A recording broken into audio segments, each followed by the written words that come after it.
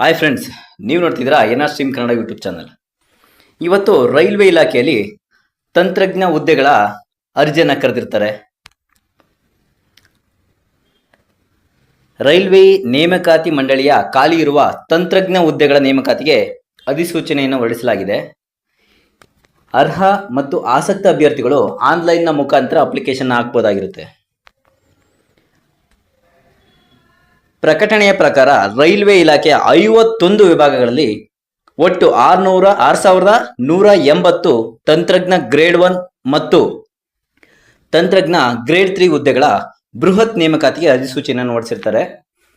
ಇನ್ನು ಅರ್ಜಿ ಸಲ್ಲಿಸೋದಕ್ಕೆ ಯಾರೆಲ್ಲ ಅರ್ಹ ವಿದ್ಯಾರ್ಥಿಗಳು ಕಾಯ್ತಾ ಇರ್ತೀರಾ, ಅವರು ರೈಲ್ವೆ ನೇಮಕಾತಿ ಮಂಡಳಿಯ ಅಧಿಕೃತ ವೆಬ್ಸೈಟ್ನ ಮೂಲಕ ಅಪ್ಲಿಕೇಶನ್ ಹಾಕ್ಬೋದು.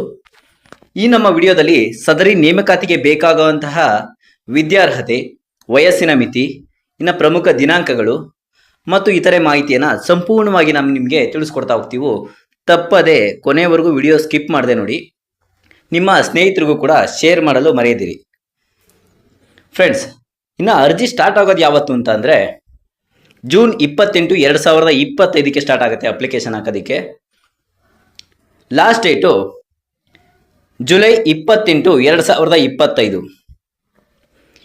ಇನ್ನು ವಿದ್ಯಾರ್ಹತೆಗೆ ಬರೋದಾದ್ರೆ ತಂತ್ರಜ್ಞ ಗ್ರೇಡ್ 1 ಹುದ್ದೆಗೆ ನಿಮಗೆ ಬೇಕಾಗುವಂಥ ವಿದ್ಯಾರ್ಹತೆ ಮಾನ್ಯತೆ ಪಡೆದಿರುವಂಥ ವಿಶ್ವವಿದ್ಯಾಲಯದಿಂದ BE, BTech ಅಥವಾ ಡಿಪ್ಲೊಮಾ ಇಂಜಿನಿಯರಿಂಗ್ ಅಥವಾ BSc ಇಂಜಿನಿಯರಿಂಗ್ ನೀವು ಪೂರ್ಣಗೊಳಿಸಿರಬೇಕು.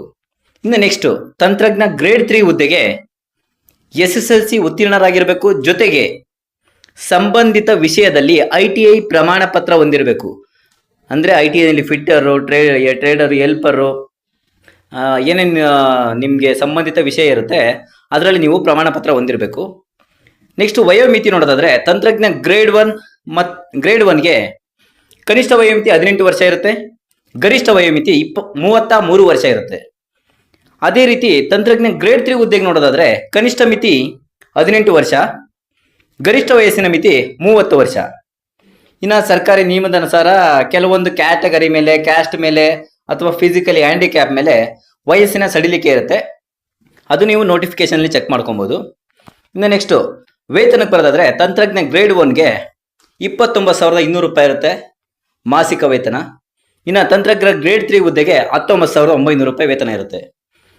ಇದರ ಆಯ್ಕೆ ಪ್ರಕ್ರಿಯೆ ಯಾವ ಥರ ಇರುತ್ತೆ ಅಂತ ಅಂದರೆ ಆನ್ಲೈನ್ ಎಕ್ಸಾಮ್ ಅಂದರೆ CBT test, computer based test ಇರುತ್ತೆ. ಅದರಲ್ಲಿ ಪಾಸ್ ಆದವರಿಗೆ ಡಾಕ್ಯುಮೆಂಟ್ ವೆರಿಫಿಕೇಶನ್, ನೆಕ್ಸ್ಟು ವೈದ್ಯಕೀಯ ಪರೀಕ್ಷೆ, ಇದ್ರ ಮುಖಾಂತರ ನಿಮ್ಮನ್ನು ಸೆಲೆಕ್ಷನ್ ಮಾಡ್ಕೋತಾರೆ. ಇನ್ನು ಅರ್ಜಿ ಶುಲ್ಕದ ಬಗ್ಗೆ ನೋಡೋದಾದರೆ SC, ST, ಮಾಜಿ ಸೈನಿಕರು ಮತ್ತು ಮಹಿಳೆಯರಿಗೆ 250 ರೂಪಾಯಿ ಇರುತ್ತೆ. ಉಳಿದ ಎಲ್ಲ ವರ್ಗದ ಅಭ್ಯರ್ಥಿಗಳಿಗೆ 500 ರೂಪಾಯಿ ಇರುತ್ತೆ. ಇನ್ನು ಅಪ್ಲಿಕೇಶನ್ ಹಾಕೋದಕ್ಕೆ ಡಾಕ್ಯುಮೆಂಟ್ಸ್ಗಳ ಅವಶ್ಯಕತೆ ಏನಿದೆ ಅಂತ ಅಂದರೆ ತಂತ್ರಜ್ಞ ಗ್ರೇಡ್ 1 ಹುದ್ದೆಗೆ SLC, PUC ಪದವಿಯ ಮಾರ್ಕ್ಸ್ ಕಾರ್ಡ್ಸ್, ಅಂದರೆ ನೀವು ಇಂಜಿನಿಯರಿಂಗ್ ಮಾಡ್ತಿದ್ರೆ ಇಂಜಿನಿಯರಿಂಗ್ ಮಾರ್ಕ್ಸ್ ಕಾರ್ಡು, ಡಿಪ್ಲೊಮಾ ಮಾಡ್ತಿದ್ರೆ ಡಿಪ್ಲೊಮಾ ಮಾರ್ಕ್ಸ್ ಕಾರ್ಡ್ಸು, BSc ಓದಿದ್ರೆ engineering BSc marks cards, documents ಪೂರ್ತಿ ಬೇಕು. Educational caste and income, Aadhaar card, photo, signature, ಇಷ್ಟು ಡಾಕ್ಯುಮೆಂಟ್ಸ್ಗಳ ಅವಶ್ಯಕತೆ ಇರುತ್ತೆ. ಇನ್ನು ನೆಕ್ಸ್ಟ್ ತಂತ್ರಜ್ಞ ಗ್ರೇಡ್ 3 ಹುದ್ದೆಗೆ ಬರೋದಾದ್ರೆ SLC ಮಾರ್ಕ್ಸ್ ಕಾರ್ಡ್ ಬೇಕು, ITI ಮಾರ್ಕ್ಸ್ ಕಾರ್ಡ್ ಬೇಕು, ಕ್ಯಾಸ್ಟ್ ಆ್ಯಂಡ್ ಇನ್ಕಮ್ ಬೇಕು, ಆಧಾರ್ ಕಾರ್ಡ್ ಬೇಕು, ಮತ್ತೆ ಫೋಟೋ, ಸಿಗ್ನೇಚರು, ಇಷ್ಟು ಡಾಕ್ಯುಮೆಂಟ್ಸ್ಗಳ ಅವಶ್ಯಕತೆ ಇರುತ್ತೆ.